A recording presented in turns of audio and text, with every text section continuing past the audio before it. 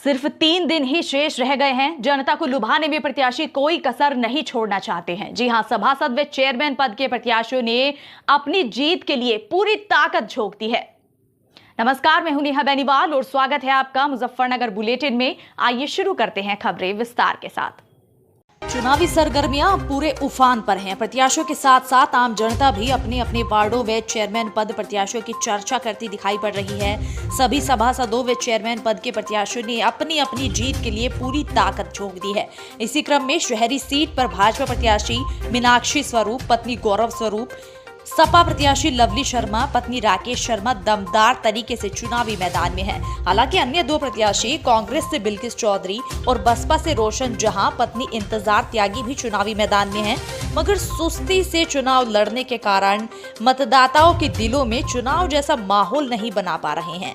लेकिन आखिर में क्या होता है, ये तो 4 मई के बाद ही पता चलेगा कि किस प्रत्याशी की मेहनत और किस्मत रंग लाती है। उत्तराखंड में एक और मौसम की मनमर्जियां जारी है तो दूसरी ओर 4 धाम यात्रा पर आए श्रद्धालुओं के लिए मौसम बड़ी चुनौती बनता जा रहा है। लगातार बर्फबारी हो रही है। बर्फबारी की वजह से धाम में शाम को तापमान -3 डिग्री तक पहुंच रहा है, जिस कारण पैदल मार्ग और धाम में श्रद्धालुओं को कई चुनौतियों का सामना करना पड़ रहा है। इसी कारण केदारनाथ और बद्रीनाथ धाम में खराब मौसम के चलते 4 धाम यात्रा रोक दी गई है। प्रधानमंत्री मोदी ने अपने कर्नाटक दौरे के दूसरे दिन कोलार में चुनावी जनसभा को संबोधित किया। उन्होंने चन्नपटना और बेलूर में जनसंपर्क रैलियां की। बता दें कि कर्नाटक में 10 मई को विधानसभा चुनाव के लिए मतदान होना है। नतीजे 13 मई को आएंगे। प्रधानमंत्री मोदी ने जनसभा को संबोधित करते हुए कहा कि आज के जमावड़े से कांग्रेस और जेडीएस की नींद उड़ जाएगी। इसके अलावा उन्होंने कहा कि मुझे कहा जाता है कि मोदी तेरी कब्र खुदेगी।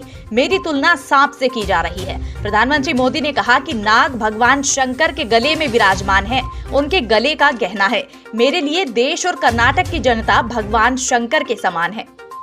भारतीय कुश्ती संघ के प्रमुख ब्रजभूषण सिंह ने रविवार को ताजा बयान दिया है। उन्होंने कहा कि हरियाणा के 90% एथलीट और अभिभावक भारतीय कुश्ती संघ पर भरोसा करते हैं। कुछ परिवार और लड़कियां जिन्होंने आरोप लगाए हैं वे एक ही अखाड़े से संबंधित हैं। उनके अखाड़े के संरक्षक हैं दीपेंद्र हुड्डा। ब्रजभूषण ने कहा कि आपको जंतर मंतर से न्याय नहीं मिलता है। यदि आप न्याय चाहते हैं तो पुलिस और अदालत जाना होगा। उन्होंने अब तक ऐसा नहीं किया। अदालत जो भी फैसला करेगी हमें स्वीकार होगा। विदेश मंत्री एस जयशंकर रविवार को प्रधानमंत्री मोदी के मन की बात के 100वें एपिसोड को सुनने के लिए अमेरिका में प्रवासी भारतीयों के साथ शामिल हुए। इस मौके पर विदेश मंत्री ने कहा कि 10 साल पहले अगर कोई कहता कि रात को 2 बजे भारत के प्रधानमंत्री बोलेंगे और भारत के विदेश मंत्री के साथ हम सब उसे सुनेंगे तो आप विश्वास नहीं करते। मगर आज आप सब यहाँ पीएम मोदी के मन की बात को सुनने के लिए जमा हुए हैं। उन्होंने कहा कि इस कार्यक्रम से लोगों को बहुत ज्यादा लगाव है। पीएम मोदी ने आज मन की बात के 100वें कार्यक्रम में सेल्फी विद डॉटर अभियान का जिक्र करते हुए कहा कि ये देश से लेकर विदेशों में बहुत चला। ये सेल्फी का मुद्दा नहीं था, ये बेटियों से जुड़ा मुद्दा था, जिसमें लोगों ने बहुत शानदार तरीके से भाग लिया। इस अभियान का मकसद लोगों के जीवन में बेटी के महत्व को समझाना था। साथ ही मन की बात में पीएम मोदी ने कहा कि जब मैं गुजरात का मुख्यमंत्री था तो वहां सामान्य जन से मिलना जुलना स्वाभाविक रूप से हो ही जाता था, लेकिन 2014 में दिल्ली आने के बाद मैंने पाया कि यहाँ का जीवन तो बहुत अलग है। शुरुआती दिनों में कुछ अलग महसूस करता था, खाली खाली महसूस करता था। मन की बात ने मुझे इस चुनौती का समाधान दिया, लोगों से जुड़ने का रास्ता दिया। आज प्रधानमंत्री मोदी के मन की बात कार्यक्रम का 100वां एपिसोड था। पीएम मोदी ने आज रेडियो के जरिए 100वीं बार 140 करोड़ लोगों के साथ संवाद किया। हर महीने के आखिरी रविवार को पीएम मोदी मन की बात के जरिए देश दुनिया के लोगों से संवाद करते हैं। 3 अक्टूबर 2014 से शुरू हुआ मन की बात कार्यक्रम का आज अपना 100वां एपिसोड पूरा हुआ। इस 100वें एपिसोड को ऐतिहासिक बनाने के लिए खास तैयारियां की गई थी। इस एपिसोड का लाइव प्रसारण देश भर में 4 लाख सेंटरों में हुआ। वहीं यूपी में भी मन की बात को सुनने के लिए खास इंतजाम किए गए थे।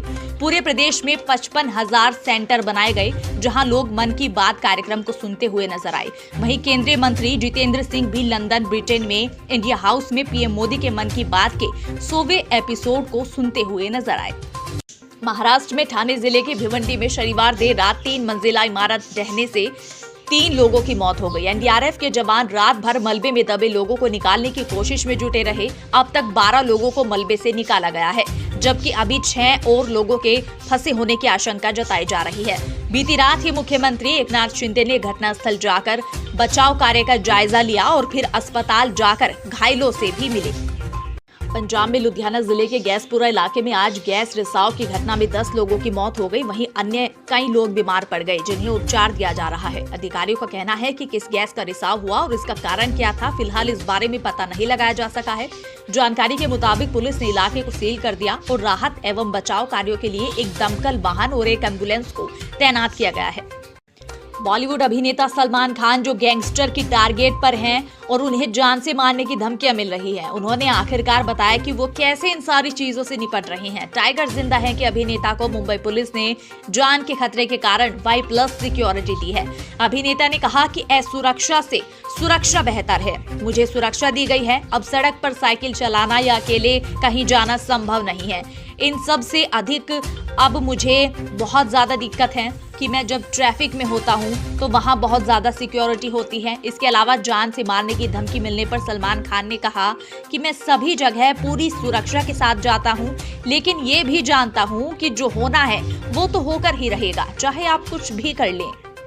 जम्मू कश्मीर में आज फिर सुबह धरती हिली। सुबह 5:15 बजे भूकंप के झटके महसूस किए गए। राष्ट्रीय भूकंप विज्ञान केंद्र के मुताबिक इस भूकंप की तीव्रता रिक्टर स्केल पर 4.1 मापी गई है। भूकंप का केंद्र जमीन से 5 किलोमीटर नीचे था। बता दें कि इससे पहले कल अफगानिस्तान में भी भूकंप आया था, जिसकी तीव्रता 4.0 मापी गई थी। और आज के इस बुलेटिन में फिलहाल इतना ही। कल फिर हाजिर होंगे कुछ और नई खबरों के साथ। तब तक के लिए नमस्कार।